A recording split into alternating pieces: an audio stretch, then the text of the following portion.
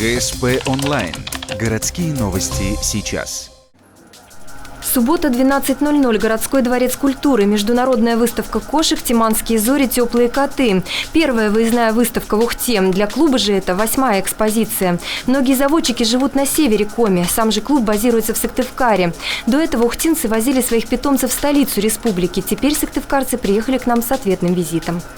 Ольге Лоханько большое спасибо сказать. Она была самой главной по Ухте. Она здесь, она молодец вообще, на самом деле. Нашла спонсоров, нашла рекламу, она нашла экспонентов, она нашла зал. Она занимается американскими кёрлами. Есть коллективный питомник, единственный во всей республике Коми, который занимается американскими кёрлами. Изумительная порода, вот они ими занимаются. Как вот кошки, они слегка сумасшедшие. И хозяева их тоже. На выставке представлено 80 экспонентов, порядка 17 разнообразных видов. Больше всего мейн-кунов, самый же редкий и необычный вид – годовалый жорик. Его привезла из столицы республики Татьяна Лаврова. Кот породы экзотическая короткошерстная, иначе говоря, перс для ленивых, сейчас встречается крайне редко. Это была раньше очень модная порода, очень распространенная порода. На заре фелинологии, еще на заре фелинологии 80-х годов, в России персы, экзоты были очень распространены. Все эксперты, они, в принципе, на них учились.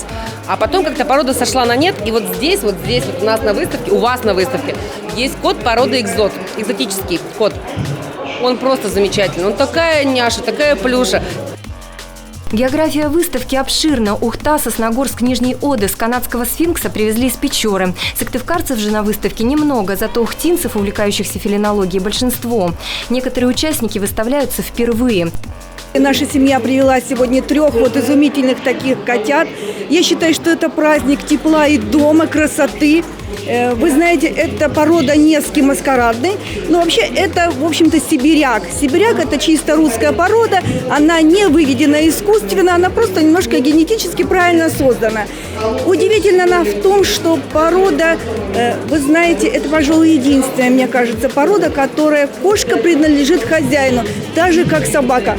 Она не гуляет сама по себе по дому, она постоянно требует сегодня внимания, и она умеет говорить. То есть, когда с ней разговариваешь, она хорошо тебе отвечает, и язык сегодня человека и кошки всегда понятен. Выставка продлится 2 дня, и главное на ней не призы. Сюда едут за титулами, как говорят организаторы. Мероприятие перво-наперво племенное. Конкурс кошачьей красоты отходит на 2-й план. У каждой породы свой стандарт. Эксперты из Москвы и Киева выбирают самое лучшее животное выставки. Решающую роль при этом играет его темперамент. Если участник проявляет агрессию, это ставит запрет на разведение. Кроме титулов, победители увезут традиционные кубки и рибоны, кошачьи медали. 9-я выставка пройдет в Сыктывкаре в марте следующего года.